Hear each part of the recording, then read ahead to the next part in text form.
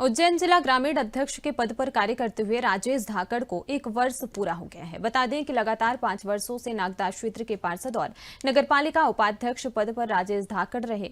साथ ही महाविद्यालय के जनभागीदारी अध्यक्ष के पद पर कार्यरत रहे। वहीं वर्तमान में ने उज्जैन जिला ग्रामीण अध्यक्ष पद पर 1 साल पूरा होने के अवसर पर संवाददाता राशिद खान ने राजेश धाकड़ से खास बातचीत की। नमस्कार, मैं राशिद खान, साधना न्यूज के लिए। आप देख रहे हैं साधना न्यूज। राजनीति के क्षेत्र में जब छात्र संघ से ही जो चुनाव में आगे बढ़े, लगातार चलते रहे, पार्षद बने, पार्षद के बाद आज जिला संभाल रहे हैं। हमारे साथ इसी पे चर्चा करने के लिए भारतीय जनता पार्टी के जिला ग्रामीण अध्यक्ष राजेश धाकड़ जी हैं। राजेश जी, सबसे पहले आपका साधना न्यूज पे स्वागत है। राजनीतिक शुरुआत आपकी छात्र से ही शुरू हो गई थी, कॉलेज से। क्या आपका सफर रहा और आज यहाँ तक कैसे पहुंचे? देखिए, मैं बचपन से राष्ट्रीय स्वयंसेवक संघ का स्वयंसेवक रहा। उसके बाद में स्कूल से ही मैंने राजनीति प्रारंभ कर दी। हमारे रणजीत मामा और हमारी सिस्टर थी कोमल धाकड़, उनके माध्यम से हम सामाजिक क्षेत्र में विद्यार्थी कल्याण परिषद के माध्यम से सामाजिक उत्तरदायित्व को काम को लेकर हम काम करते थे। उसके बाद हम भारतीय जनता पार्टी के विद्यार्थी मोर्चे के माध्यम से हमने काम करा और सन 86 में माननीय यशस्वी मुख्यमंत्री मोहन यादव जी उस वक्त राष्ट्रीय मंत्री थे विद्यार्थी परिषद के। उन्होंने नागदा नगर की इकाई का गठन करा और मैं पहली बार विद्यार्थी परिषद का अध्यक्ष बना और लगातार मैं 94 तक विद्यार्थी परिषद में काम किया। उसके बाद 94 में मैं पार्षद का चुनाव लड़ा और लगातार 25 साल तक 5 टर्म में पार्षद रहा। उसी बीच में नगरपालिका का उपाध्यक्ष भी बना। मैं भारतीय जनता पार्टी के जिले का 99 से लेकर 2003 तक युवा मोर्चे का जिले का महामंत्री रहा। फिर मेरे को दूसरी बार बना रहे थे, परंतु मैं नगर में ही काम करना चाहता। फिर मैं मंडल का उपाध्यक्ष रहा, मंडल का कोषाध्यक्ष रहा। फिर नगरीय निकाय प्रकोष्ठ का मैं प्रदेश सह संयोजक रहा, उज्जैन संभाग का प्रभारी रहा। इस तरीके से मैंने संगठन का काम भी करता रहा और साथ में मैं जनप्रतिनिधि के रूप में भी अपने दायित्व को निभाता रहा।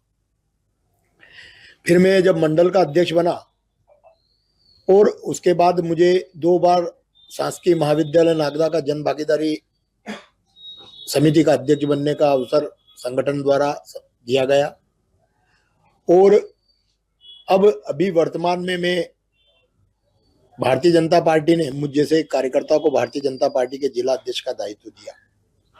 तो निश्चित तौर पर धीरे शुरू से लेकर अभी तक एक विचार को लेकर काम करने का, एक जो मेरा राष्ट्रवादी सोच को लेकर काम करने की एक मेरी जो शुरू से आदत थी, उसी के कारण संगठन लगातार मुझे कुछ न कुछ अवसर देता रहा और मैं समाज में संगठन के माध्यम से लोगों की सेवा करता रहा और जो मध्य प्रदेश की सरकार की योजना और केंद्र सरकार की योजनाओं का लाभ भी जनता तक पहुंचाने का जो अवसर दिया, निश्चित तौर पर मैं अपने आप को गौरवान्वित महसूस करता हूं कि एक छोटे से नगर के एक छोटे से कार्यकर्ता को आज भारतीय जनता पार्टी के जिला अध्यक्ष का दायित्व दिया।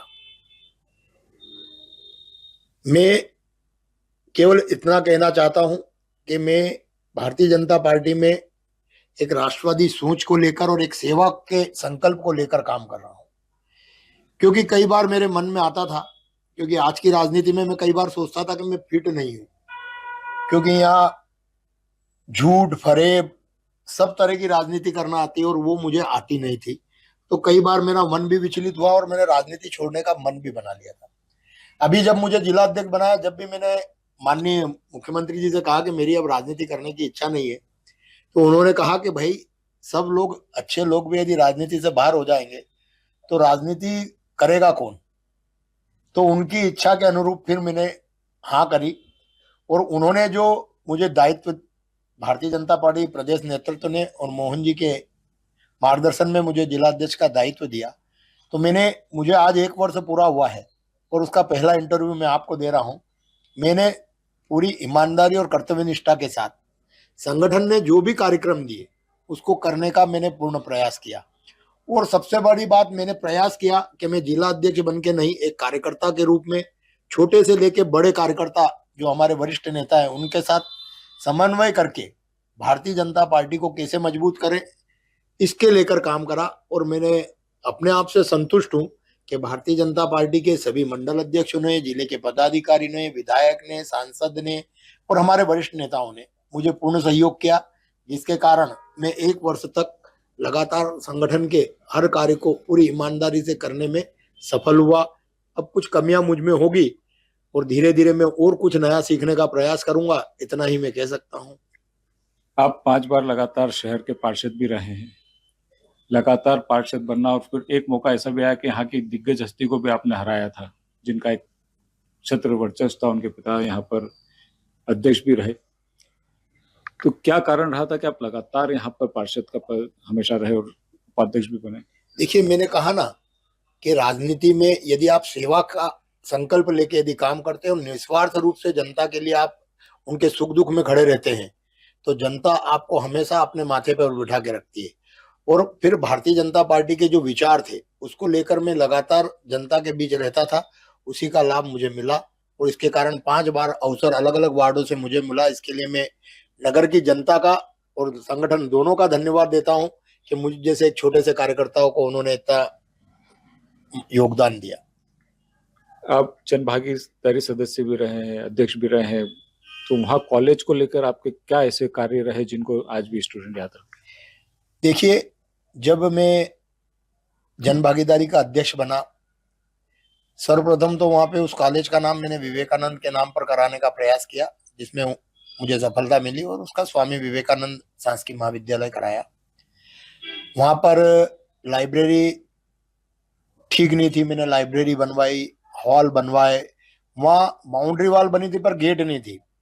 फिर मैंने वहां पर शासन के माध्यम से लगभग 1 करोड़ रुपए के काम, जिसमें बहुत सारे ऐसे काम थे जो वहां बहुत अति आवश्यक थे, उनको मैंने कराया। अभी जब मैं जनभागीदार, अभी मैंने 74 लाख रुपए पुनः सैंक्शन कराया शासन से और उसके निर्माण कार्य भी अभी वहां चल रहे हैं। तो मेरा ये प्रयास रहा कि वहां पर कुछ नए स्टूडेंटों को भी सुविधा मिले और निश्चित तौर पर मैंने शिक्षकों के साथ भी चर्चा करी कि यदि आप समय देंगे तो बच्चे भी आपको समय देंगे और निश्चित तौर पर हमने उसको सुधार करने का प्रयास किया। एक बार तो मैंने ये भी प्रयास किया कि भाई 75% उपस्थिति अनिवार्य करें, जिससे कि विद्यालय में आए। यदि कोई बच्चे नहीं आते तो उनको गार्जियन तक अपन खबर भेजें कि आपके बच्चे कॉलेज नहीं आ रहे, उनकी जानकारी में रहना चाहिए। ये भी मैंने एक प्रयास किया था। आपने वहाँ खेल ग्राउंड का भी सुना है कि दिया है। खेल ग्राउंड के साथ बच्चों के लिए विशेष सुविधा और सिक्योरिटी के लिए आपने कुछ क्या किया? निश्चित तौर पर आज हमने जनभागीदारी के माध्यम से, यहाँ एसएन शर्मा डॉक्टर साहब हैं, उनके माध्यम से पूरे ग्राउंड को हमने खेल मैदान के रूप में डेवलप करा। ओपन जिम हमने वहां करवाई और हमने हरियाली के लिए हमने वहां पे बगीचों को डेवलप करवाया कि एक अच्छा वातावरण यदि मिलता है, वहां डोम बन रहा है, तो एक अच्छा यदि हमको वातावरण मिलता है तो बच्चों को पढ़ने में और वहां आने में बहुत अच्छा लगता है, मुझे ऐसा लगता है। आप राजनीतिक तो करते ही हैं, साथ साथ आप एक सामाजिक संस्था के भी एक सूत्रधार हैं और उसको बहुत अच्छे तरीके से चलाते। क्या है उसकी, आप कहाँ से इसकी शुरुआत करी और आज उसकी क्या चीज है? देखिए, मैं आज भी भले ही राजनीतिक क्षेत्र में काम करता हूं, पर मेरा काम सामाजिक क्षेत्र में ही करने की मेरी शुरू से आदत रही है। मैंने नागदा में सबसे पहले, जब कोई ब्लड देने में भी डरता था, उस वक्त रक्त परीक्षण शिविर लगभग आज से 35 साल मैंने पहले विश्व युवा मंडल के माध्यम से प्रारंभ किया। उस वक्त ये मोबाइल का युग भी नहीं था, लोग ब्लड देने में डरते थे। कई किस्से ऐसे आते थे कि लोग यदि अपने घर वालों को भी ब्लड नहीं देते थे कि हमारा ब्लड लोगे तो हमें कुछ हो जाएगा। तो हम खुद ब्लड देते, उनके सामने उनको मोटिवेट करते, भाई देखो हम भी दे रहे हैं। कई गरीब ऐसे आते थे, उनको कुछ समझ में ही नहीं आता कि ब्लड निकाल लेंगे तो कुछ हो जाएगा उनके। तो मैं सप्ताह में 5 दिन 4 दिन जनसेवा और सरकारी अस्पतालों में हमारी टीम के साथ जाता, वहां किसको किस चीज की आवश्यकता रहती है इसके लिए प्रयास करता। फिर मैंने विद्यार्थी क्षेत्र में काम जब करता था तो नागदा में सबसे पहले प्रतिभाशाली बच्चों के सम्मान का काम हमने प्रारंभ किया कि 80% से अधिक अंक लाने वाले बच्चों को विद्यार्थी परिषद सम्मानित करेगी और नागदा के सभी स्कूलों के बच्चों को हमने सम्मानित करने का कार्य प्रारंभ किया। फिर हमने अलग अलग विषयों पर, कहीं वाद विवाद प्रतियोगिता, भाषण प्रतियोगिता, रंगोली प्रतियोगिता, इसके माध्यम से भी हमने स्टूडेंटों को अलग अलग जगह पर ले जाकर हमने प्रतियोगिताएं कराई। जिससे कि हमारे नागदा की प्रतिभाएं भी सामने आए। और निश्चित जो तात्कालिक विषय रहते थे उन पर ही हम उन भाषण और वाद विवाद प्रतियोगिताओं को कराते।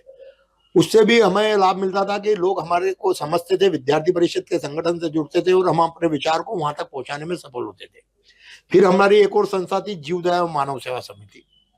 उसके माध्यम से हमने बहुत काम किया, शिक्षा के क्षेत्र में करा हमने, मानव सेवा के क्षेत्र में करा, जीवदया के क्षेत्र में करा। उसका मैं एक किस्सा सुनाता हूं। ये जीवदया मानव सेवा समिति एक कुत्ता की के एक्सीडेंट, उसके बीमारी से हमने उससे प्रेरित होकर जीवदया मानव सेवा समिति बनाई थी। और सबसे पहला काम हमने यहाँ का जो पशु चिकित्सालय है, वहाँ ट्रेचिंग ग्राउंड नहीं था।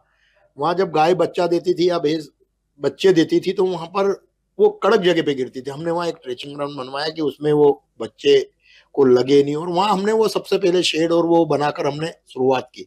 फिर हमने शासकीय अस्पताल में मरीज और परिजन के लिए 2 रुपए में भोजन की व्यवस्था चालू करी, वो भी जन सहयोग से। और मैं आपको ये बताना चाहूंगा कि नागदा नगर की और आसपास की जनता ने इतना सहयोग किया कि लगातार 20 वर्षों तक हमने मरीज और उसके परिजन को दोनों समय भोजन उपलब्ध करा के, और उसके कारण कई जगह इस तरह की भोजनशाला प्रारंभ हुई। हम ग्रामीण क्षेत्र में पशुओं के लिए बड़े बड़े स्वास्थ्य शिविर लगाते थे। उसके कारण 2-2, 3-3 हजार पशुओं का हम स्वास्थ्य परीक्षण करके उनको दवाइयों का वितरण कराते थे। हमने एक जीवदया मानव सेवालय बनाया, वहां हमने निःशुल्क आयुर्वेदिक चिकित्सालय चलाया, हमने होम्योपैथिक चिकित्सालय चलाया, हमने योग चलाया। अभी वर्तमान में वहां पर निःशुल्क उपकरण वितरण का काम भी हमारा रहता है कि कहीं किसी का एक्सीडेंट हो जाए, किसी को पलंग चाहिए, रिवॉल्विंग चेयर चाहिए या अन्य जो हमारे पास उपलब्ध साधन है, हम निःशुल्क रूप से उनको उपलब्ध कराते हैं। इस तरीके। और शिक्षा के क्षेत्र में हम हर वर्ष शासन से जो कॉपी आती है वो सस्ती दरों की रहती है। हम शासकीय स्कूलों में हम निःशुल्क रूप से कॉपी और रजिस्टर उन बच्चों को वितरण करके, किताबें हम सरकार देती थी पर कॉपियां नहीं देती थी, और सरकारी स्कूल के बच्चे कई ऐसे आते थे हमारे पास जिनकी फीस नहीं, तो हम जन सहयोग से उनकी फीस भी जमा कराते थे। तो लगातार किसी ना किसी रूप में हम आज भी हमने कई प्याव चालू करवाई, हमने वाटर कूलर लगवाए, और इस तरीके से हम भगवान से ऐसी प्रार्थना करते हैं कि इस तरह के जीवदया और मानव सेवा के काम करते रहें। और जो एक विचार को लेकर हम काम करते हैं कि समाज को एक नई दिशा और आने वाली पीढ़ी भी इसी दिशा में काम करे, ऐसा प्रयास जो भारतीय जनता पार्टी का है कि सेवा ही संकल्प है, उसी को लेकर मैं समाज में काम करता हूं। यही मेरी सबसे बड़ी सेवा है। रईस जी, इन दोनों चीजों को कैसे मैनेज करते हैं? देखिए, मेरे मन में राजनीति भी प्रोफेशनल नहीं हूँ, वो भी एक सेवा के रूप में करता हूँ, तो मुझे इसमें कहीं दिक्कत नहीं आती है, क्योंकि इधर भी सेवा कर रहा हूँ और दोनों सेवा के प्रकल्प है। और मेरे एक बात और कहना चाहता हूँ कि मुझे इस पद पर पहुंचाने के लिए नागदा नगर की जनता का जो स्नेह प्यार, मेरे साथियों का जो स्नेह और प्यार, मेरी बहुत सारी ऐसी संस्थाएं हैं जो लगातार इस सेवा के काम को करती है, चाहे वो विश्व युवा मंडल हो, जीवदया मानव सेवा समिति, फिर इंटरनेशनल हो सकती है, नौकार कपल ग्रुप हो सकता है, जैन सोशल ग्रुप हो सकता है। ऐसी हमारी 5-7 संस्थाएं हैं जिसके माध्यम से हम अलग अलग क्षेत्रों में इसी तरह के सेवा के प्रकल्प हम चलाते रहते हैं। आज आपको जिला अध्यक्ष बने 1 वर्ष पूरा हो गया है। इस 1 वर्ष को आप अपने किस उपलब्धि के रूप में देख रहे हैं? देखिए, मैंने पूरा प्रयास किया, क्योंकि अभी कोई चुनावी वर्ष तो था नहीं, परंतु पूरे जिले में हमने प्रयास किया कि छोटे से छोटे कार्यकर्ता को भी संगठन के मुख्य धारा में लाकर उनको कोई ना कोई काम देना।